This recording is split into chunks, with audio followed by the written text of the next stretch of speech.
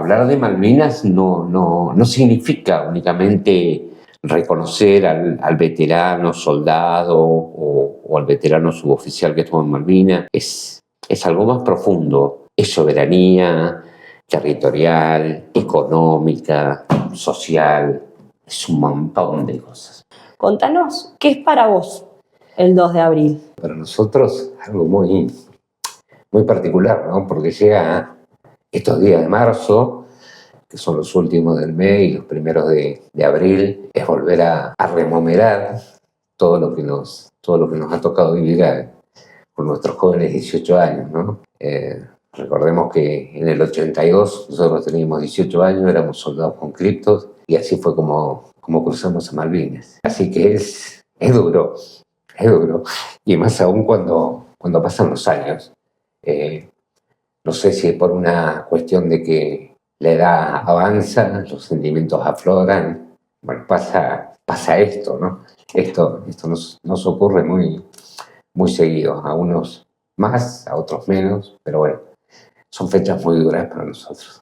¿Cómo fue por allá en esos años estos días previos? En ese año, ¿qué hacías vos? Los días previos eran, con nuestros jóvenes 18 años, estar en el servicio militar obligatorio, cumpliendo con la patria, ¿no? Acá en Comodoro Rivadavia, justamente, yo lo hice en el Regimiento de Infantería 8. Vine acá a hacer la colimba porque mi familia residía en Rawson. Eran días como cualquier otro, ¿no? Preparativos en el regimiento. ¿Se mencionaba?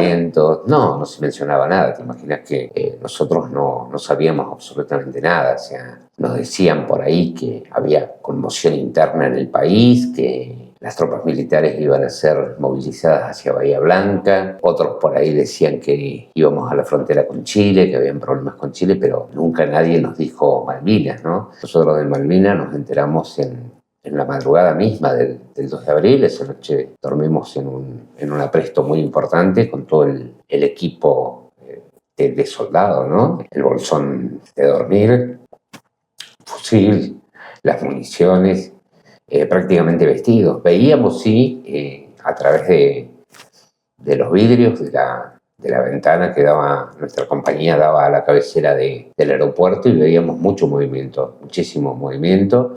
Una parte importante de soldados ese día salió a cortar la ruta porque, bueno, venían tropas de otro lugar.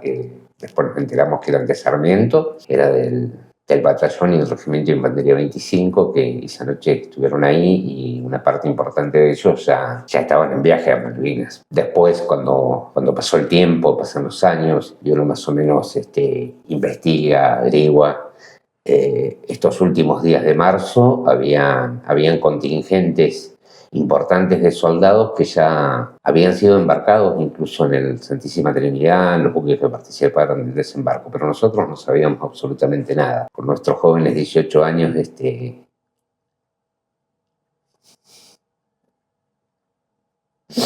toda la inocencia del mundo. Eso era. Obviamente, al otro día sí, una alegría muy, muy grande, ese fervor patrio y ese querer ir, porque todos queríamos ir. No nos queríamos quedar acá y sabíamos que Malvinas habían sido recuperadas y queríamos cruzar a la isla. ¿Qué fue llegar a Malvinas? Otra emoción grande, o sea, pisar ese pedazo de tierra que, o sea, por cuestiones muy particulares, ¿no? Porque a más de uno seguramente en la escuela nos habían hablado. Yo vengo de una familia muy, muy particular, donde, bueno, las costumbres, la tradición, la soberanía, todas esas cuestiones siempre se hablaron. Y yo sabía lo que eran Malvinas, y sabía cuántas veces se los había reclamado, cuántas veces estuvimos ahí de que volviesen a la República Argentina, y nunca había ocurrido. Entonces te imaginas que para mí fue algo muy importante.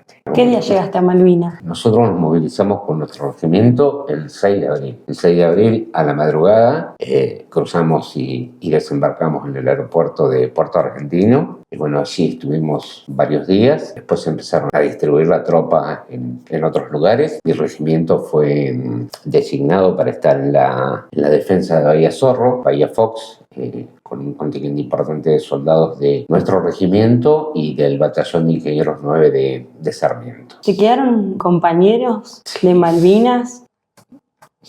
Sí, vos sabés que hay cuestiones muy difíciles todavía de poder digerir, ¿no? Todo lo que fue la guerra en sí. A lo largo de estos 43 años, que ha sido muy duro para nosotros, muchos de nosotros volvimos mal, muchos otros bien. Prefiero que la guerra por ahí era como que no nos había afectado, porque por esas cuestiones de la vida. Yo tengo algo muy, muy particular, ¿no? Yo ingresé en la policía, por eso me conocen acá en la ciudad, a los 14 años. Y cuando crucé a Malvinas, yo crucé en mi doble condición, de policía y soldado conscripto.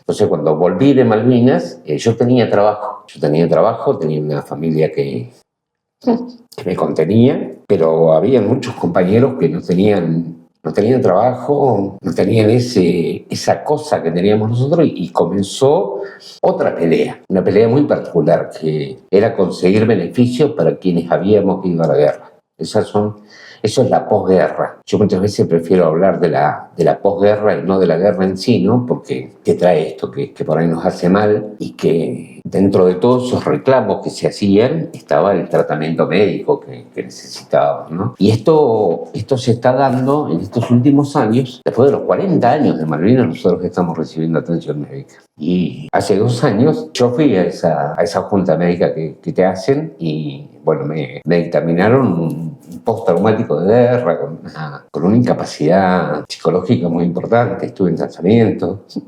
y estoy recuperándome de eso. Pero esas cosas no pasaban ni bien llegamos de la guerra, que nosotros queríamos que eso pasara. O sea, quienes hacían gobierno en ese momento nos abandonaron. Y así ha sucedido también en periodos democráticos, ¿no? Porque a nosotros nos costó muchísimo conseguir beneficios para los veteranos de guerra, que los veteranos de guerra tuvieran acceso al trabajo, que tuvieran acceso a la educación, porque éramos pibes nosotros, que tuviesen acceso a una vivienda, a seguir educándose si querían, y a tener esos tratamientos psicológicos, porque no es común estar en una guerra, para nada. Y esas secuelas con el paso de los años se agravan, y es lo que nos ha pasado. Entonces ya ahí es donde uno ve que la contención de la familia fue muy importante durante todos esos años, y haber estado ocupado haciendo algo. Me decía la psiquiatra, ¿no te pasó nunca antes? Porque vos fuiste un tipo que estuvo muy, muy activo durante muchos años. Y es cierto, porque yo me mantuve activo, con mi familia al lado, con mis hijos, con mi señora, con un montón de cuestiones que me ayudaron. Y bueno, ya van a ser 43 años. Muchas veces también decimos que lo más importante del daño que se produce no está a la vista, va por dentro. Y es lo que nos ha pasado a nosotros. Muchos no pueden hablar hoy en día tampoco. Es que es muy difícil hablar. Aparte, la gente, ¿qué cosas quiere saber? Porque cuando vos te encontrás con alguien común, un ciudadano, lo primero que te pregunta, te dice: ¿mataste a alguien? ¿Viste muertos? ¿Tenés compañeros? Y sí, es normal en una guerra eso. Pero es muy feo también. Hay grupos de soldados que se juntan. A nosotros nos costó construir toda esa organización que ustedes ven ahora, que se llaman Centros de Veteranos de Guerra.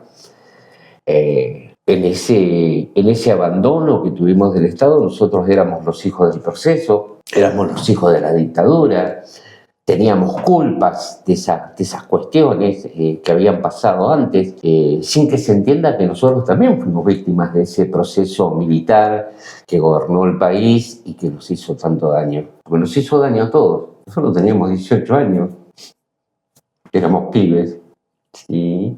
Y sin embargo nos lastimó. Quienes nunca se olvidaron de nosotros,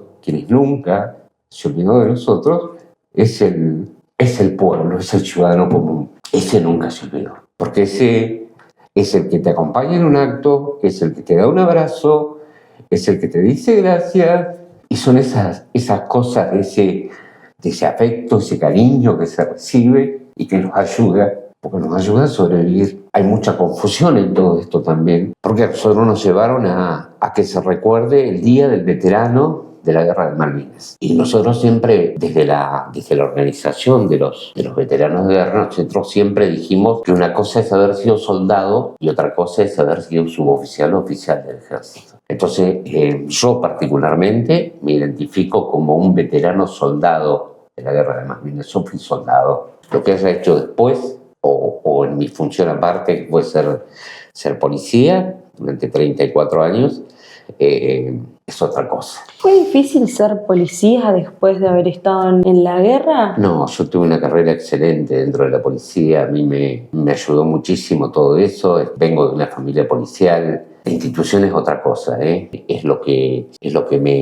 me ayudó, me cobijó. Esos hombres que dirigen la institución hoy en día, también yo he sufrido olvido por parte de ellos y no tienen en cuenta que es un honor haber tenido un policía en Malvinas, sin desmerecer a mis otros compañeros que ingresaron después, pero yo fui veterano soldado estando incorporado en la policía y también he sufrido ese maltrato por parte de los hombres de la institución.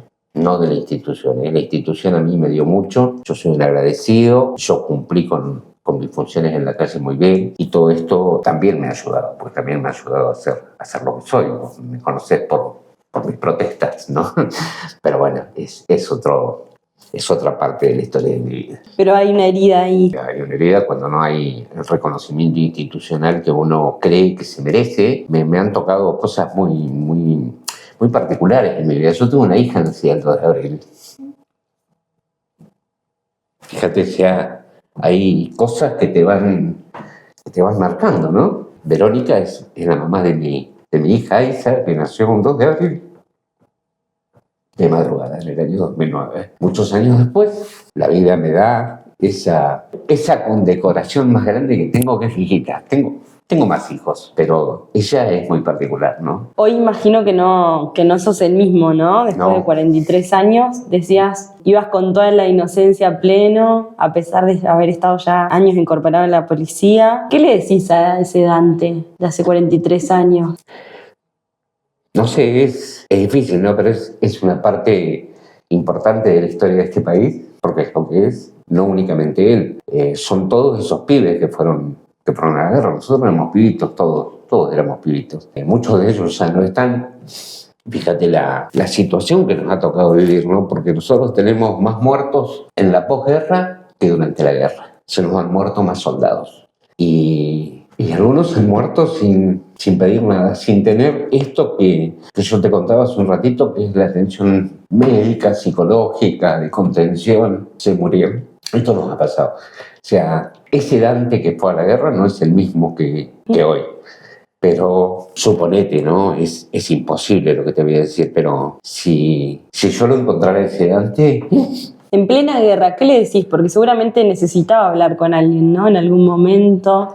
Y fuerza, valor, coraje le diría. Y hoy le diría gracias. Ese gracias que es eterno, ¿no? Pues es eterno. Hace días hablaba con mi hijo sobre el himno nacional argentino y yo le decía, ¿sabes qué? O sea, la parte que con más orgullo canto es esa que dice, sean eternos los laureles que supimos conseguir, porque yo también los conseguí. Y hay otra parte que nos toca a todos los veteranos cada vez que vamos a un acto, que es esa parte que dice, os juremos con gloria a morir, porque muchos de los nuestros, en ese juramento que hicimos en Malvinas, que no lo hicimos el Día de la Bandera, porque lo hicimos el 25 de mayo, juraron con gloria a morir y con gloria a quedar en Malvinas.